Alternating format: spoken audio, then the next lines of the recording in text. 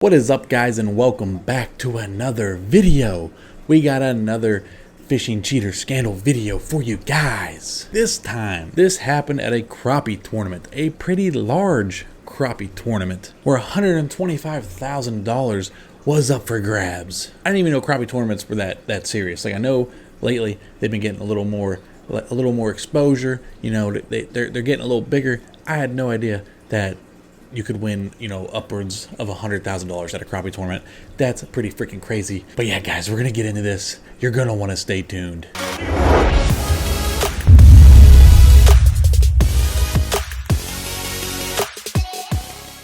All right, guys, so this happened not so long ago at the Crappie USA $125,000 Classic. So I'm assuming that means that there was $125,000 up for grabs.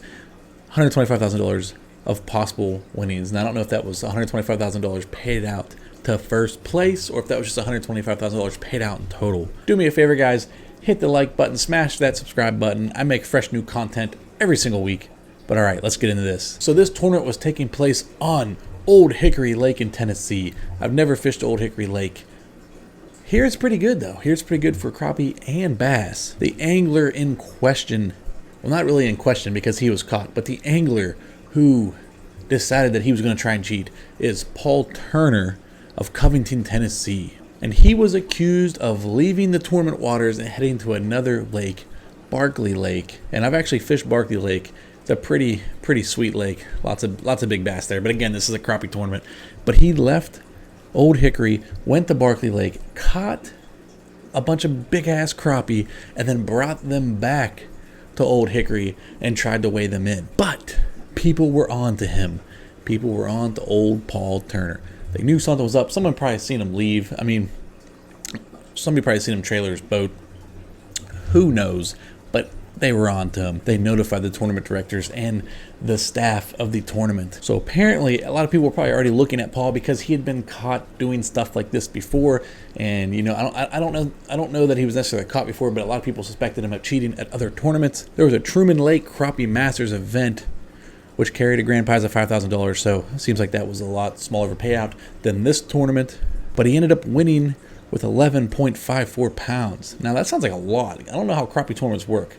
Comment below if you know, because I've never fished a crappie tournament. Is it a 5-fish limit? Because if it's a 5-fish limit, them are some big ass crappie, which it probably is. But those are some big crappie. Apparently, that type of poundage for crappie looked very suspicious for that lake. No one was even close to him. He was sponsored by a company called B&M Poles. So after several accusations, B&M Poles had dropped him, and he was still posting pictures with their stuff, like with their apparel and stuff like that. So people were wondering, is he still sponsored by B&M Poles? Well, B&M Poles decided to come out and issue a statement, and I'm just gonna go ahead and read it word for word for you guys. It said, they must have did it on Facebook. To all our Facebook friends, as many of you already know, there was a situation during the recent Crappie USA tournament on Old Hickory Lake that was held October 25th to 26th. Based on the images that are being disseminated across multiple social media platforms, we feel the need to inform our friends and supporters that Paul Turner was not a part of the B&M family when the incident occurred the past weekend. Our relationship with Mr. Turner was dissolved on August 19th after the conclusion of another tournament during which we believe something suspicious occurred. As a participant in the crappie industry for over 70 years, we strive to uphold the highest of standards, whether it relates to our product, our customer service, or in this case, our pro staff. Our pro staff and ambassadors are held to extremely high standards, and our expectation is that they will be good stewards of the great sport of crappie fishing. Thanks for all of your support, B&M Poles. So that is what they issued. So basically, they dropped him after the first incident back in August of, I believe this was 2020. Let me make sure here. No, actually, this was back in 2019. So after the first incident in October of 2019, they issued, or they dropped him. And then after the second incident, people were still making the correlation with him and being in polls. So they had to come out and just say, like, listen, we done already dropped this guy 2 months ago when he was suspected of cheating at another event.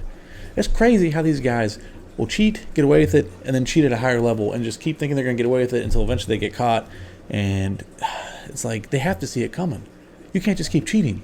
You get away with something once, you should leave it at that. I mean, you lost a sponsor over the first incident, and you decide to go do it again on a bigger level. It's just crazy. On a bigger stage, a lot of these guys get caught when they start moving to the bigger stages because there's just more eyes on it. The bigger tournaments. I mean, So yeah, upon taking the stage for the Crappie USA weigh-in, so this is again the second incident, the larger tournament with the larger payout.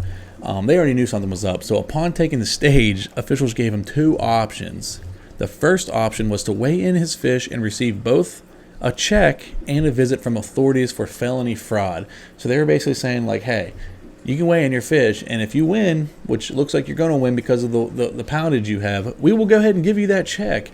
But then you're going to be charged with felony fraud. The second option was to accept a disqualification and a lifetime ban from all Crappie USA tournaments.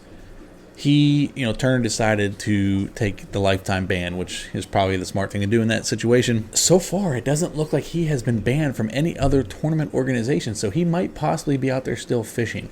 And that is freaking interesting. I actually learned from one of the people commenting on my last video that one of the guys from my previous video is actually running his own tournament trail. So the man got caught cheating at a low level now, at a small like club tournament. He got caught cheating. But he is now running his own freaking tournament trail. How the heck does that happen?